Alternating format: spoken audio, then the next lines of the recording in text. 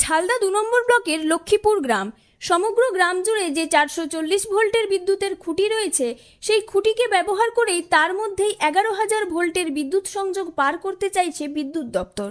৪৪০ ভোল্টের তারকে একটু নিচে নামিয়ে তার উপরে ১১,০০০ ভোল্টের বিদ্যুৎ সংযোগ পার করে নিয়ে যাওয়া হচ্ছে অন্যত্র।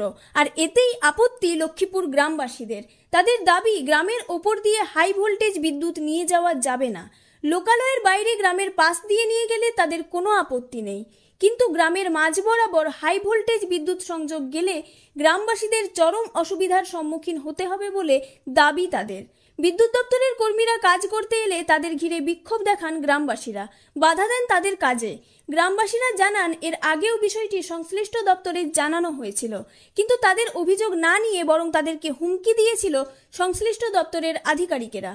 শুক্রবার আবারও বিদ্যুৎ দপ্তরের কর্মীরা কাজ করতে এলে তাদের কাজে বাধা দেন গ্রামবাসীরা। তাদের একটাই দাবি, গ্রামের বাইরে যে কোনো ফাঁকা জায়গা দিয়ে বিদ্যুৎ সংযোগ নিয়ে যাওয়া হোক, তাতে কোনো অসুবিধা নেই, কিন্তু গ্রামের মাঝ দিয়ে হাই ভোল্টেজের বিদ্যুৎ নিয়ে যাওয়া যাবে না। গ্রামবাসীদের ক্ষোভের মুখে পড়ে বাধ্য হয়ে কাজ বন্ধ রাখে বিদ্যুৎ দপ্তরের কর্মীরা। ঘটনাস্থলে পৌঁছান কোটশিলা থানার পুলিশ, ঝালদা ২ নম্বর ব্লকের বিডিও সহ বেগুনকোদর গ্রাম পঞ্চায়েতের প্রধান, উপপ্রধান ও অন্যান্যরা। অবশেষে প্রশাসনের আধিকারিকেরা বিদ্যুৎ দপ্তরের কর্মীদের ওই গ্রাম থেকে বের করে নিয়ে যান। বিশেষ সূত্রে খবর, অযোধ্যা পাহাড়ের ওপরে নির্মীয়মান কোনো রিসোর্টে বিদ্যুৎ সরবরাহের জন্যই হাই ভোল্টেজ বিদ্যুৎ সংযোগ নিয়ে যাওয়া হচ্ছে। তবে তা গ্রামের ওপর দিয়ে কেন, তা নিয়ে উঠছে প্রশ্ন, ক্ষোভে ফুঁসছে গ্রামবাসীরা। কোটশিলা থেকে সঞ্জয় সিং মাহাতোর রিপোর্ট, জঙ্গলমহল লাইভ। আমাদের ঘটনা হয়েছে যে আমাদের গ্রামের যে ৪৪০ ভোল্ট লাইন আছে না, তার উপরে বলছে যে আমরা ১১,০০০ ভোল্টেজের লাইন নিয়ে যাব, কিন্তু আমাদের গ্রামের লোকের এটা কারোর মত নাই। আর আমরা একসঙ্গে সবাই বলছি যে আমরা এই ১১ হাই ভোল্টেজের লাইন লিখতে দিব নাই গ্রামের মধ্যে দিয়ে।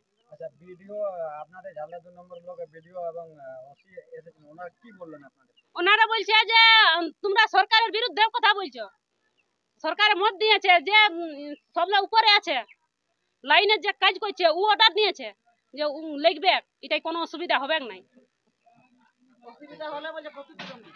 হ্যাঁ, নাই, আমাদের মানে সবার একটাই মত যে আমরা দিব নাই গ্রামের মধ্যে লাইন লিখতে।